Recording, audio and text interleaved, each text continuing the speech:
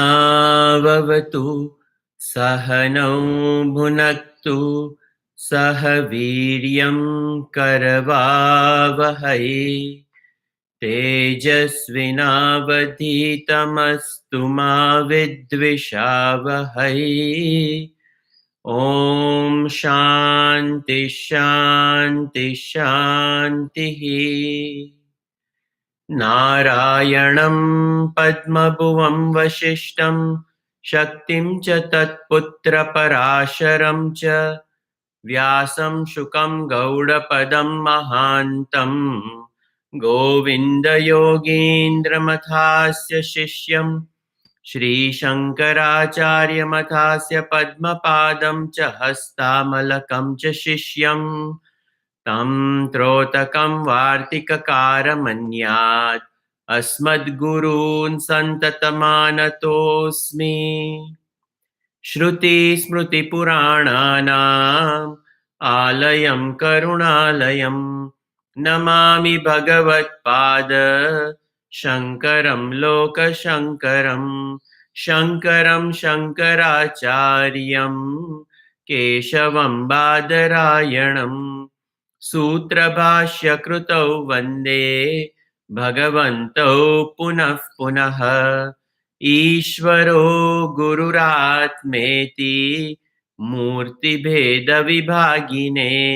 व्योमवद्व्याप्तदेहाय दक्षिणामूर्तये नमः। समस्तजनकल्याणे निरतं करुणामयं नमामि चिन्मयं देवं सद्गुरुं ब्रह्मविद्वरम्.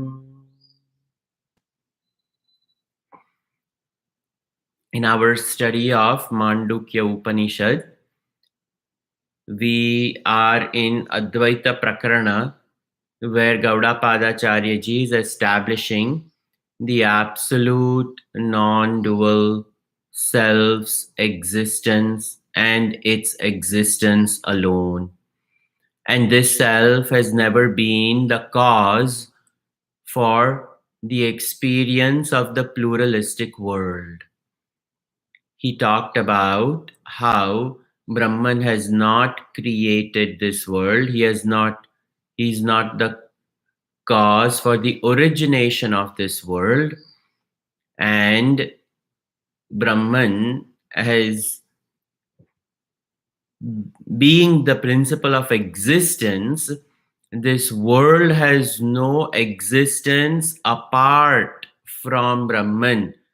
In fact, it is a borrowed existence of this Brahman.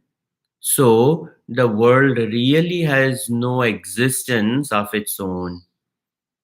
So the world is not created, and the world does not have its own existence. But the world is experienced, and this experience of ours, it cannot be refuted because it is our experience. And this experience of this world is a relative experience. So this is what he is trying to establish over here. And we have come along in Karika number 21. And this is a very important Karika. Over here he says, Na bhavati amrutam martyam, na martyam amrutam tatha. An immortal does not become a mortal, and a mortal can never become immortal. Parasparam viruddha svabhavaha. They both have mutually exclusive nature. And the nature of a thing is that it cannot abandon its nature. If we say that fire is hot, then the fire's nature is hot. And fire cannot abandon its nature. We cannot have a cold fire. That is not possible. It is the nature of the fire to be hot. So over here, we see that the essential nature of a thing will never undergo any transformation, any modification. So if we say that this Brahman is birthless, it is changeless, it is modificationless, then how can this Brahman be the cause of this world? Brahman cannot be the cause of this world if Brahman is modificationless. If Brahman is by itself Satvastu, if Brahman by itself is the principle of existence, the principle of awareness, the principle of bliss, when we say this Satchidananda Brahma, it is its Swaroop, it is its nature.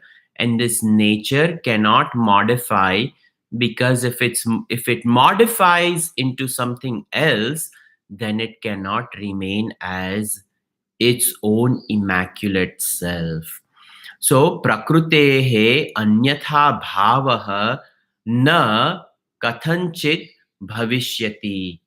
This, the intrinsic nature over here, prakrutehe bhavaha, when it is said, it is not the the nature of Prakriti. It is actually over here, Prakriti meaning nature. So, Prakrutehe anyatha bhavaha, a thing's intrinsic nature na kathanchit bhavishyati. It's anyatha bhavaha, it cannot abandon it and become something else. A fire cannot become a cold fire. In the same way, this Brahman cannot, if it is, if Brahman is immortal, Brahman cannot become mortal. And this is a very beautiful karika for Nididhyasan. When we say my nature is Amrita, what does it mean? That I am immortal.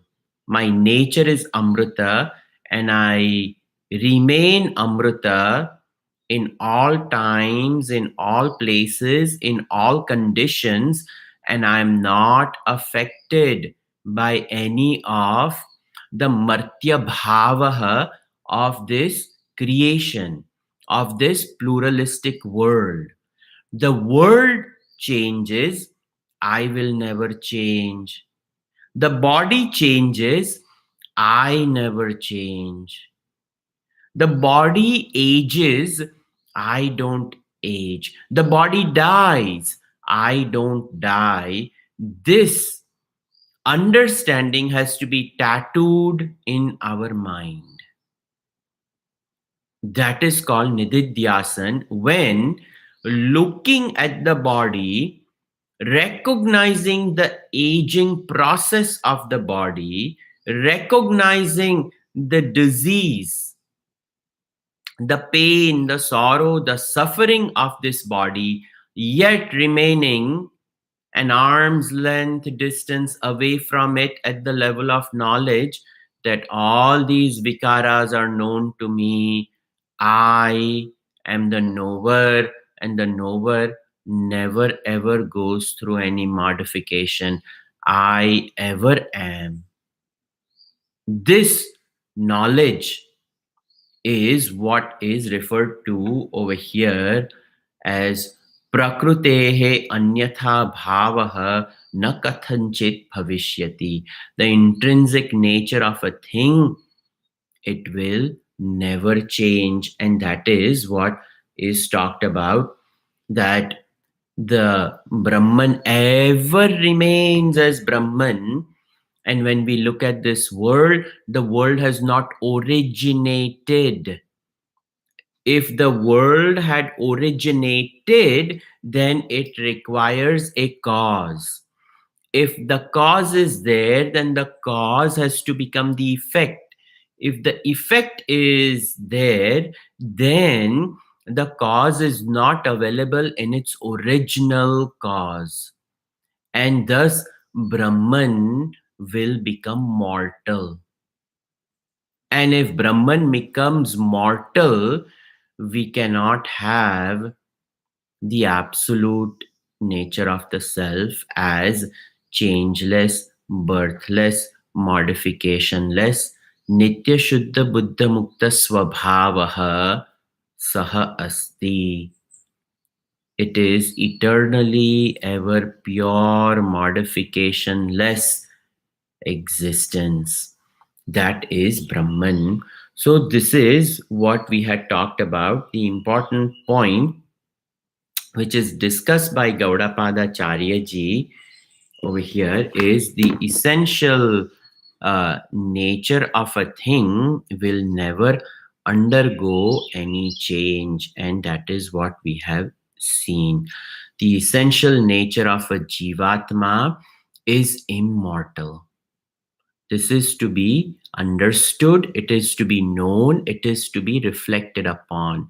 And this jivatma, which is immortal, can it become mortal? No. So, if it becomes mortal, then it was never immortal to begin with.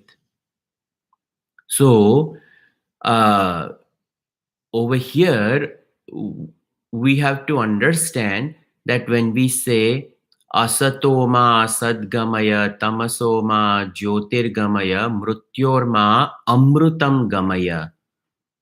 From lead me from this world of mortality to immortality, in that prayer, very famous prayer of Brihadaranyaka Upanishad, when it says, lead me from mortality to immortality,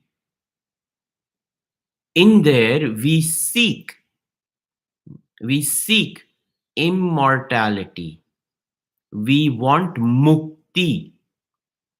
So now we have to understand, redefine what is mukti, what is liberation. And mukti over here is not an attainment of something new, but more immortality is owning up my nature to be immortal to begin with, that I am immortal to begin with, that I was never a mortal. So in the prayer, when we say that lead me immortal from mortality to immortality, it is seeking the knowledge to recognize that I am immortal. There is no leading, there is no going, there is no becoming. There is only knowing that I am immortal. And this is assimilated in our seat of meditation when we do a long meditation known as nididhyasan, a reflective, contemplative meditation. The jiva bhav is what is dissolved. And in the process, what is gained is the knowledge that, I am immortal. Now, this opens up a can of worms for a lot of people. I received some email that how do we practically understand this and follow this? This, we have to understand that this knowledge is for one's own, over here, one's own individual self, for contemplation, for understanding. And when that understanding is put into living, we are saved from suffering. But we cannot extend this to our near and dear ones because this has to be owned up. We cannot force somebody to own up that you are immortal. If they are going through pain, sorrow, and suffering, we have to lend our shoulders. We have to do prayers with them. We have to lead them. We have to lead them to some comfort in living. That's all. If they are crying, we can shed 2, 3 tears along with them as well. There is nothing wrong in it.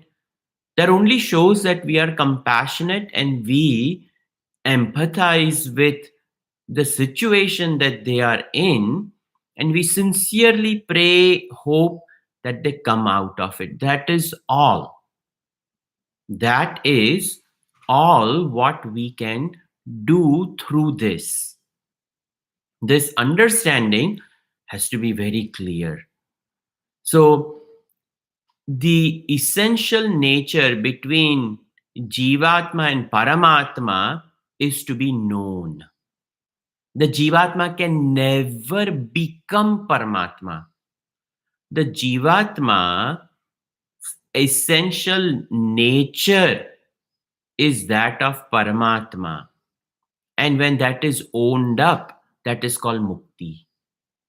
So, mortality is a form of change. To say Brahman is immortal is to say that Brahman is changeless.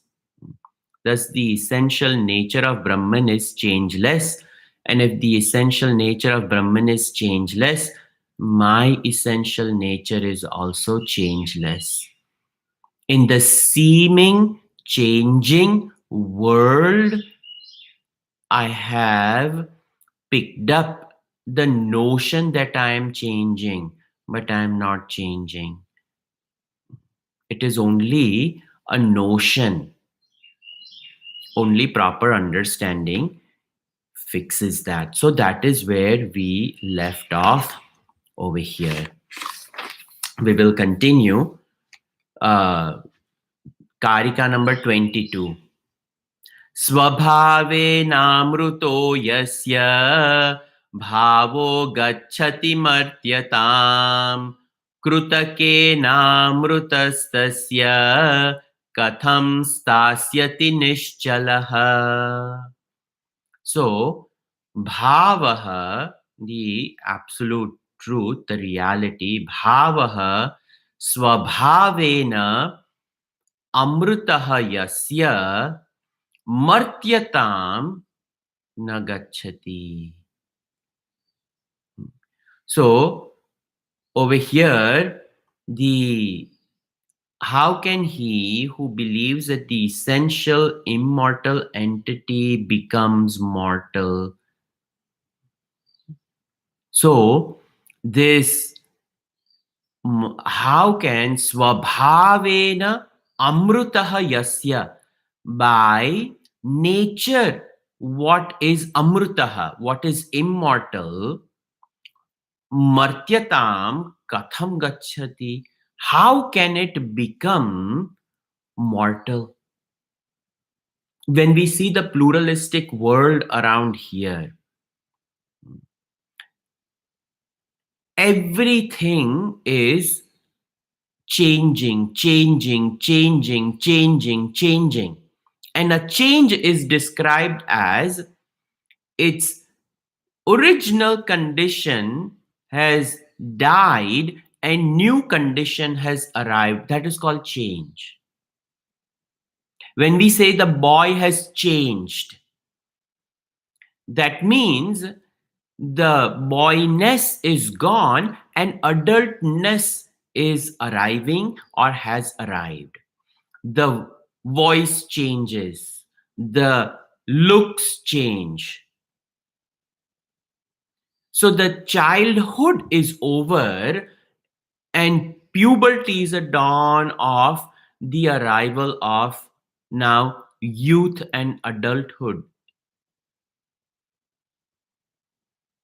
So once we go through this change, we cannot go back to what the change was. So over here, Krutakena amrutasya katham stasyati nishchalaha. So Krutakena, after something has modified, Kruta, to create. Krutakena, the modification which has happened. Krutakena amrutasya, of the immortal. Amruta. Krutakena amrutasya tasya katham stasyati nischala. Its own essential nature of immutability, immortality, how can it modify into being a mortal? The answer is it cannot. These karikas are trying to bring to our awareness what is the essential nature of Brahman. And in this journey of this human being, where we have arrived at this stage of picking up the Mandukya Karika, when we study that I am Brahman, now we have to let go of a lot of other hang-ups that we have. This is the truth of Vedanta. Karma yoga practice needs to go on. Upasana practice needs to go on. But when we pick up the Jnana Marga, absolute Advaita Vedanta, and over here Gaudapada Charya ji is saying that the world has never been created, that the world has no existence, the world has no origination, the world has no creation. Mm? It has no existence. And yet, in this world, we do karma yoga. And yet, in this world, we do spiritual practices, upasanas of various devatas. Just because we have arrived over here and we are reading this, that doesn't mean we throw everything out. That will be counterproductive. That will also not work. But with this additional knowledge of Vedanta, now when I go back to Karma Yoga, I'm reminded that I am the ultimate absolute self and self alone. And if at all I do anything, this is a cause of Maya.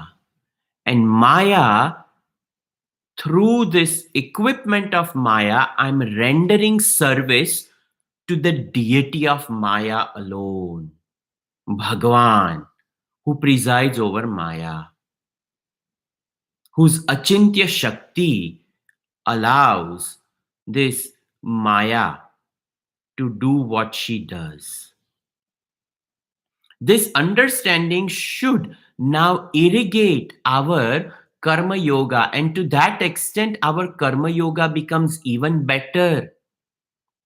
Now there is a complete renunciation of the ego, which has owned up so many things: the body, the mind, the intellect, the privileges, the absence of privileges, all these things, notions which the ego has owned up. We can start sublimating all of these, dissolving all of these in jnanam. This is how the study of Mandukya Upanishad helps us in living. And the study is important because of this reason. It is not some intellectual inquisitiveness of learning about Advaita philosophy.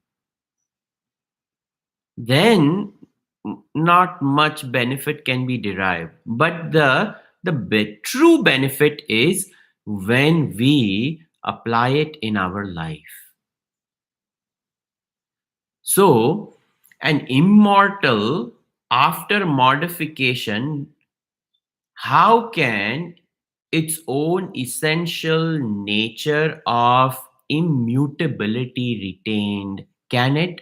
So the answer is no. It is not answered over here, but we have to supply that answer over here, that the intrinsically immortal reality undergoes mortality for a person. How can that immortality remain the same for him, since it is a product? Can it? No. Milk, when it becomes yogurt, yogurt is final. And that yogurt cannot go back to being milk. So if the amrita becomes, if the amrita becomes martya, oh ho ho, that cannot be possible. So this essential nature of An entity can never ever go through change.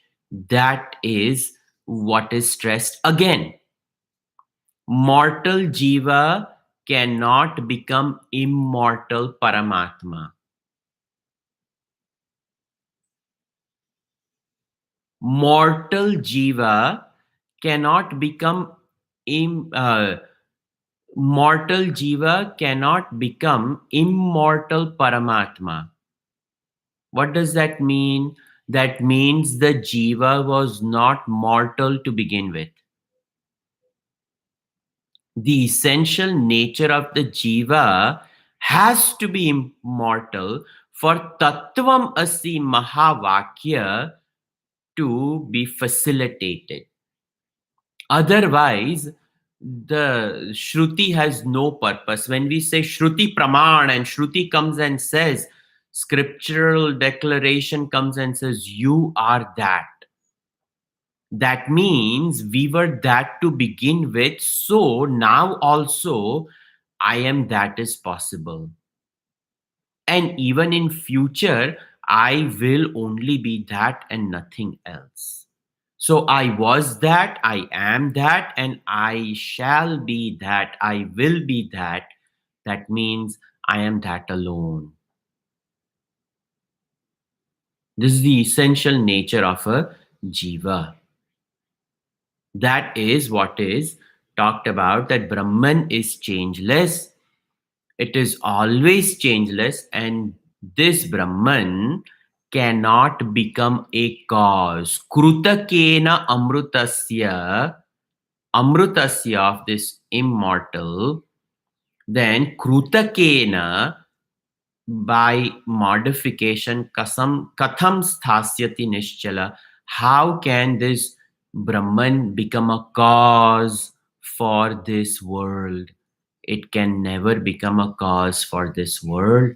That is what is talked about over here. Suppose we assume that the jiva who is immortal now becomes mortal at a time in Shrushti, and the mortal jiva again becomes immortal due to spiritual sadhana. The immortality that is accomplished in time will also be lost then, because it becomes mortal. So if it becomes mortal again, it has to become immortal through sadhana. Then what is the purpose of the sadhana if we keep on becoming mortal? That doesn't hold any ground.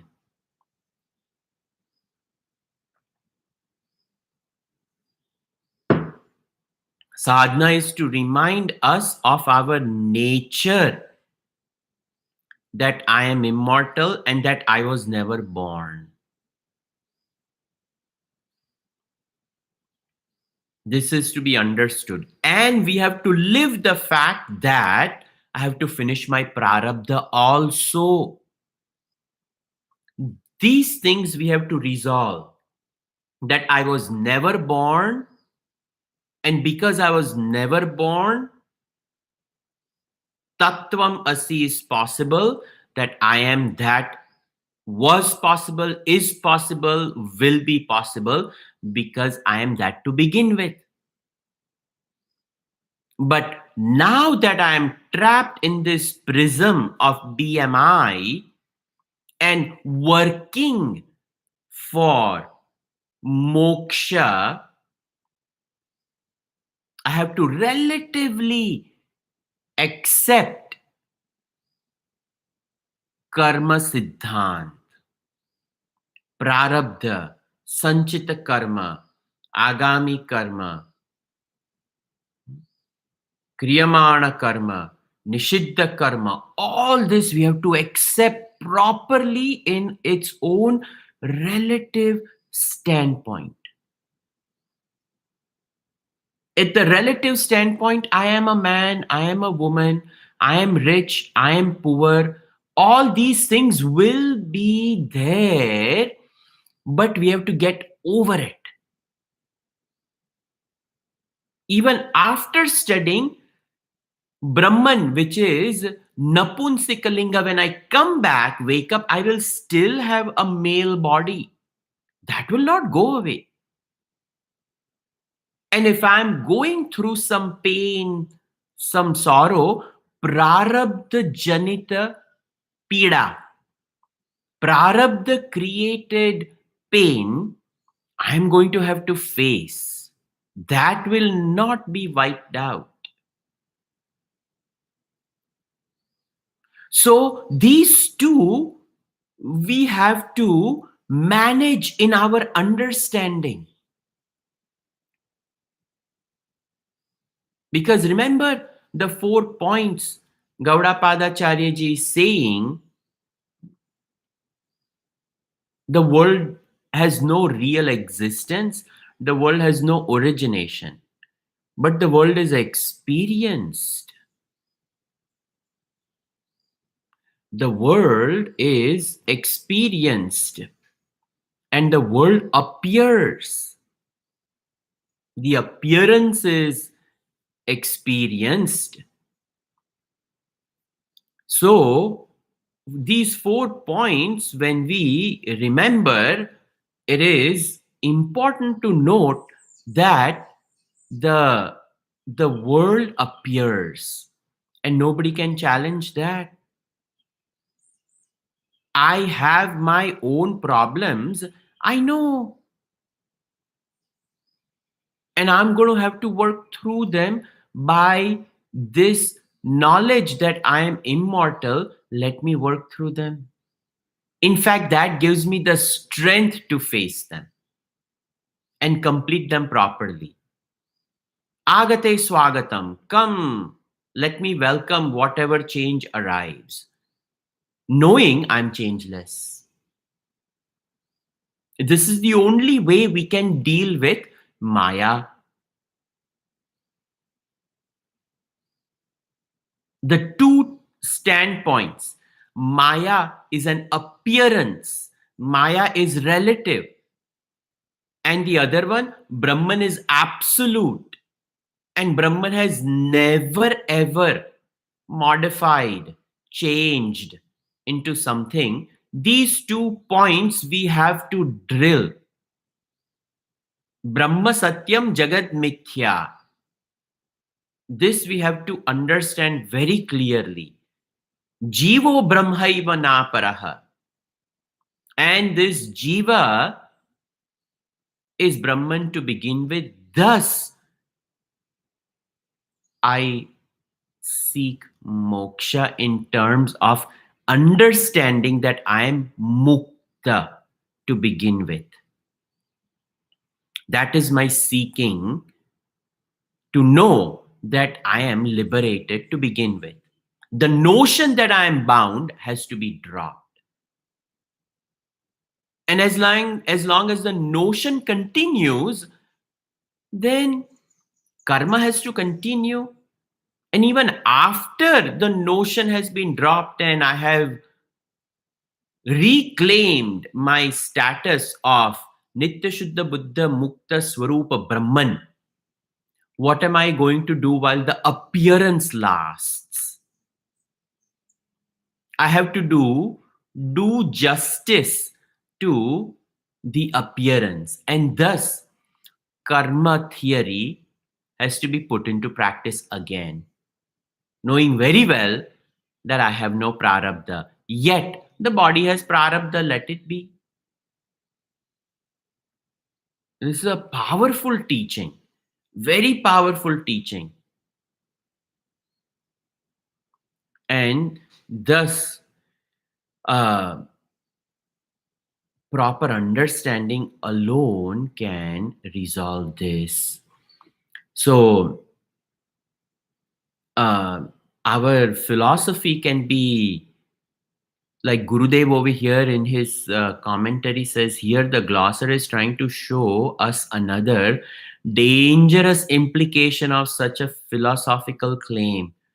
The fallacy, when so directly pointed out as he does, becomes easily obvious to all. This we have to understand that it is very, very, very risky if we don't understand this properly and we mix up the standpoints. Absolute is absolute in its own nature, has never ever become relative. And relative is always relative, it has no absolute presence.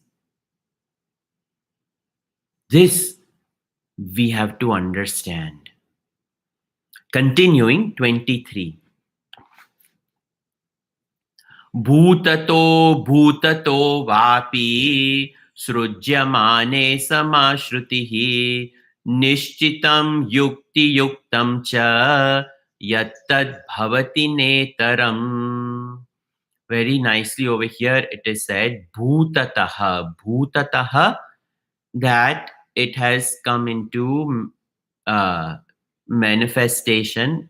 Over here Gurudev says real, that uh, this bhutatah, this creation is real. And abhutatah is that this creation is unreal. Va api srujyamane samashrutihi is equally emphasized in Shruti. Now, this is a cause for confusion, that how can the Shruti say that creation has come about? And the same Shruti says that it is not. Taittiriya Upanishad says that these five elements have come out from Brahman. And from these five elements came from earth. That earth produced Aushadhi, plant kingdom. From that plant kingdom came the human being. So some type of creation is explained, and creation has been taken as a valid arrival from Brahman. And the same Taittiriya Upanishad in Brahmananda Valli, Satyam Jnanam Anantam Brahma Yo Veda Nihitam Guhayam Parame Vyoman. That this Satyam Jnanam Anantam Brahma is to be known in the cave of the intellect. And when it is known, it alone is, there is nothing other than this Brahman.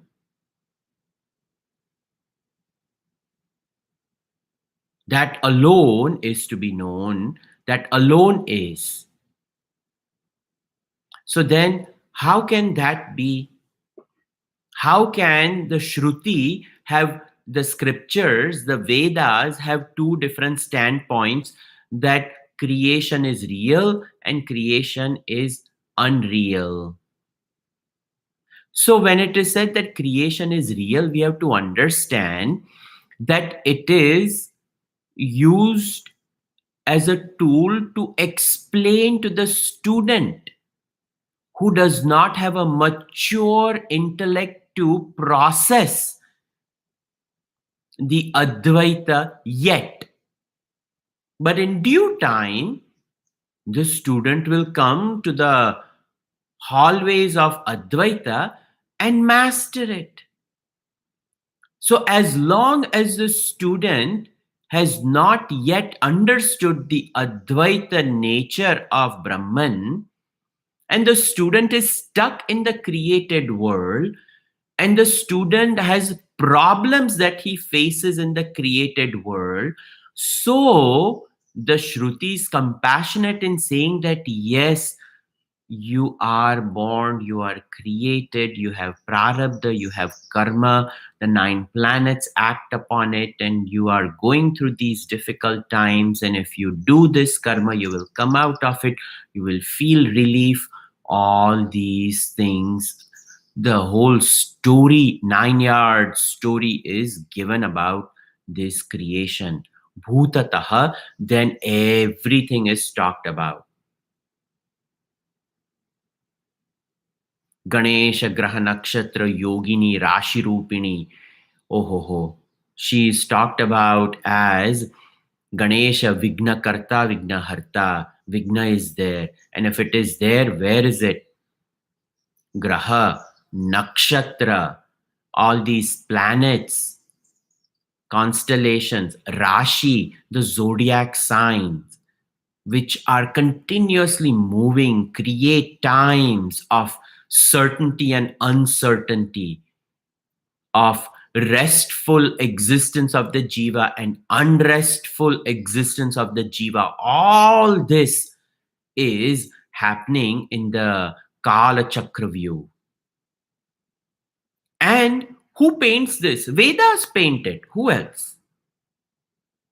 And that same Veda comes and says, Brahman alone is, nothing else is. Nishchitam yukti yuktam cha yattad bhavati na itaram. With proper logic, we have to process this. We cannot start fighting with saying, I will not believe in Hinduism. It contradicts. It doesn't make sense. It's saying this, it's saying that. It is so confusing. It is so this, it is so that. Then we only deprive ourselves of proper understanding, and we deprive ourselves of joy. We deprive ourselves of happiness by perpetuating our ignorance. So if ignorance is there, then the ignorance created world has to be there, and the ignorance created problems have to be there.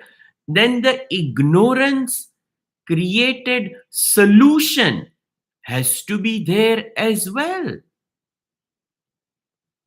We cannot look down upon somebody going to a temple with some bananas and coconut and some $21, a little Angavastra for Vinayaka Swami Ganesh ji, and we cannot look at them and laugh. And what a stupid person. They don't know that the world is not. Oh, that is not proper. Because we are all in different states of our intellectual mental evolution. Here, Gaudapadacharya ji, Shankaracharya ji's great grand guru, is talking about the fact that this absolute truth, absolute Brahman, is alone is. So, how do you come to reconcile what has been said in the Shruti? The reconciliation has to be done.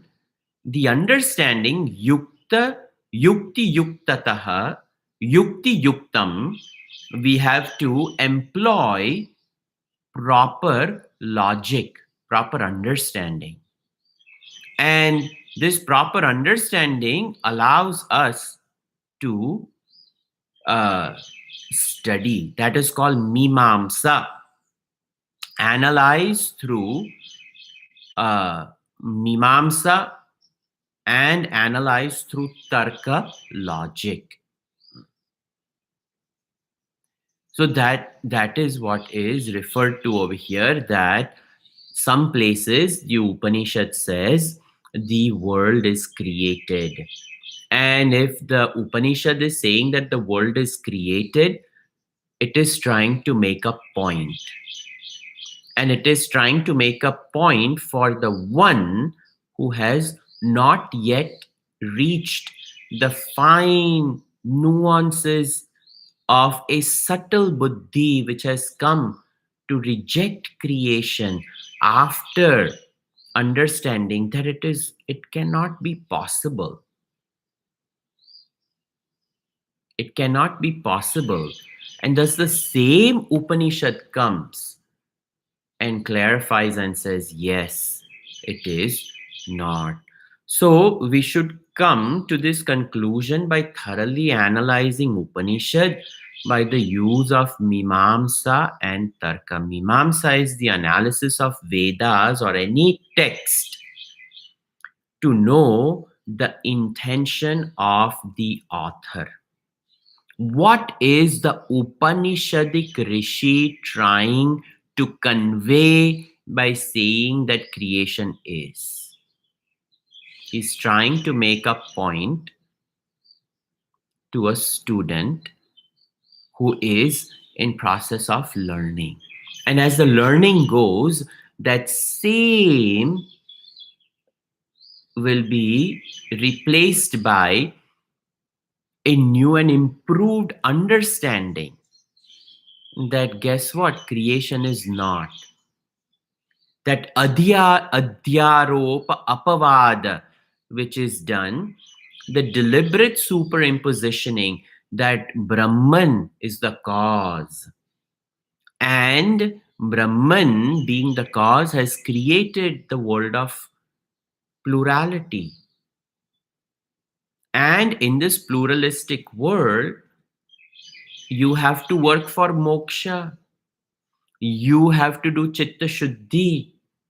And you have to go through karma yoga. And when chitta shuddhi arrives, you can do upasana. Further with the upasana, you can get chitta ekagrata. And this chitta ekagrata will lead you to sukshma buddhi. Now when the sukshma buddhi arrives, the guru, the Upanishad will come and say, the world is not. So, a proper that Mimamsa is applied. And Tarka is the logic behind it. So, the logic has to support the Mimamsa as well, a purpose behind it. And once they go hand in hand, then we can say, I get it. This is the message of Vedas. Shankaracharya ji also in Sadhana Panchakam, Vedo nityam dhiyatam tadudidam karma swanushtiyatam teneshasya vidhiyatam apachitihi kamye matistyajyatam papo gav paridhuyatam. You wash off the hordes of sin. Over here, Gauda Padacharya ji is saying there is no jiva. What sin? There's no world. What sins? You see, we have to reconcile these. So, proper understanding allows us to reconcile it. Nishchitam yukti yuktam cha yat yattad bhavati na itaram. Then it becomes an acceptable. I'm spending some time because this Vedanta can become very confusing for a lot of people, and some of you have joined halfway through it, and it becomes quite difficult then. Continuing, Karika number 24, it is saying, Nehana neti cham naya indro maya bhirityapi ajayamano bahudha maya jayate tusaha. Maya, due to Maya, saha, that self, jayate, it is as though born, Over here it is saying it is born. Don't take it literally. Again, who is saying this? Gauda Padacharya ji is saying this.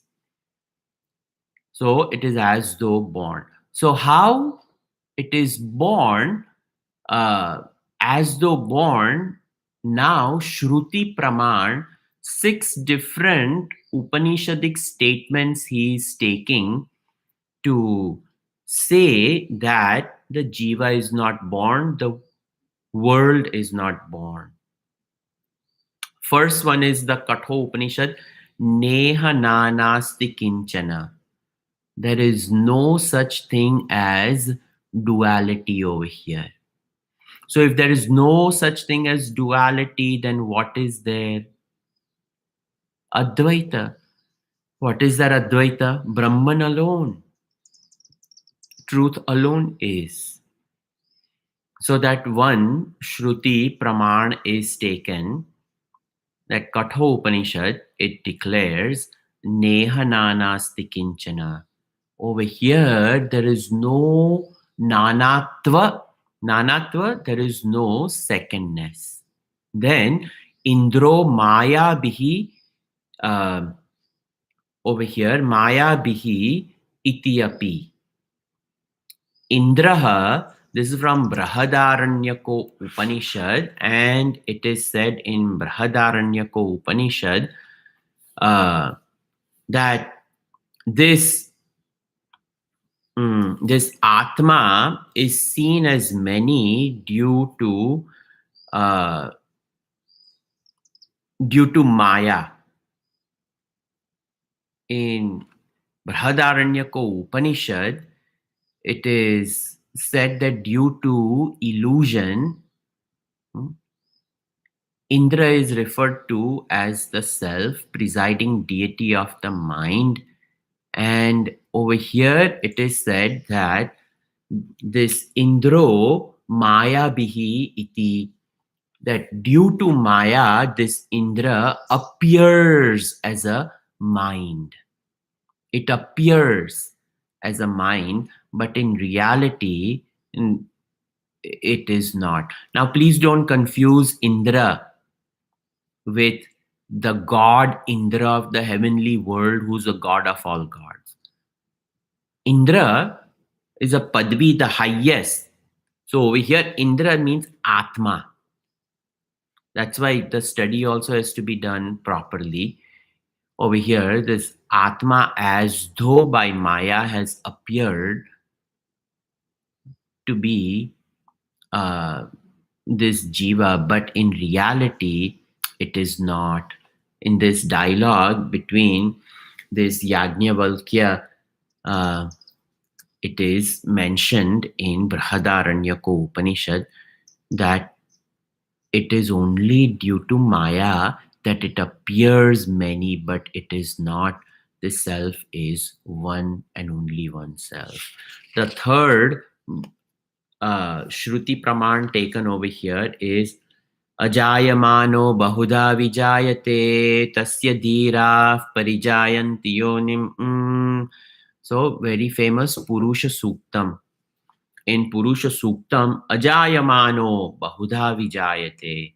Even though Ajayamanaha, he who is unborn and remains as unborn, Ajayamanaha, as though Bahuda Vijayate. It looks like it is born, but it is not. So even Shruti over here is reconciling that in fact there is only one, there isn't. So if you find conflicting vakyas from Shruti, that means with proper logic we have to accept what is appropriate. We don't just blindly follow Shruti. If the Shruti comes and says cold fire, then we have to be alarmed. Is there really cold fire?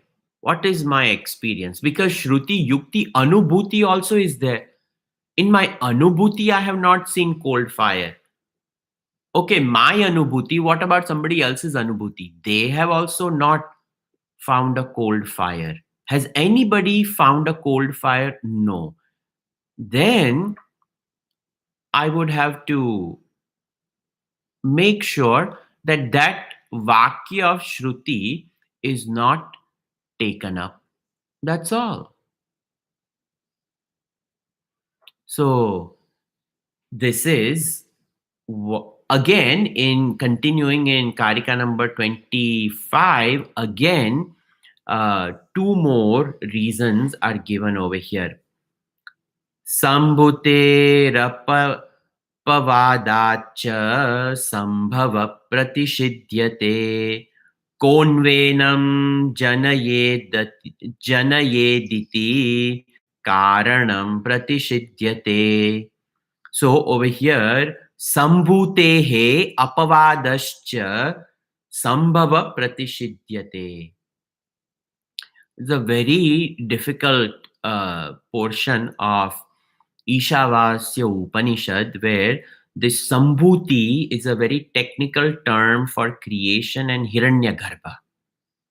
And that Hiranyagarbha means over here, it is the firstborn of Ishvara. Ishvara being Narayana, and from the navel of Narayana is born Hiranyagarbha, total mind, Brahmaji.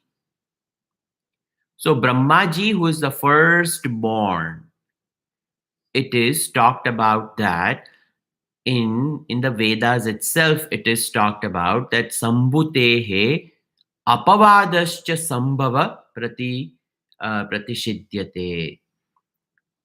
This creation has been talked about as the upasana portion, the Hiranyagarbha upasana portion is talked about, and at the same time, by the negation of the creation Sambhuti, the creation is refuted. Because in this Upanishad, Ishavasya Upanishad, this Hiranyagarbha upasana is talked about, but then it is also refuted. Hiranmayena patena satyasya pihitamukham.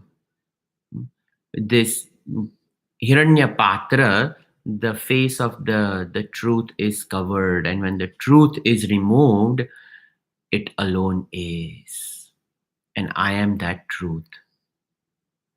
So the upasana was for not the producing of God, the upasana was to remove the Maya created confusion. That's all. And then over here, konvenam janayet iti.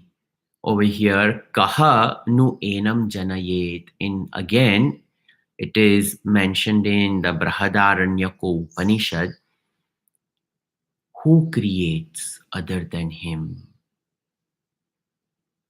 And if he creates, has he really created? Then we go into the logical questioning that creation presupposes a cause. If a cause is there, then the cause produces effect. If the effect is produced from the cause becomes the effect. But what about the first cause? What was the cause which created the first cause? The first cause, being a causeless cause, it doesn't hold any ground. So then that becomes difficult to swallow for some people. Then we have, something which is only from something can be created. We all know that. But from nothing, only nothing can be created. From nothing, how can something be created? So then who creates? And we realize that there cannot be creation. He alone is. It is as though it is created in experience from Maya. This is the only logical explanation. So this is what is talked about over here, which is uh, difficult to swallow. We'll continue the same thought on Thursday. Sarve bhavantu sukhinah, sarve santu niramayaha, sarve bhadrani pashyantu, ma kaschit dukha bhag bhavet. Om Shanti Shanti Shanti. Harihi Om Shri Gurubhyo Namaha. Harihi Om.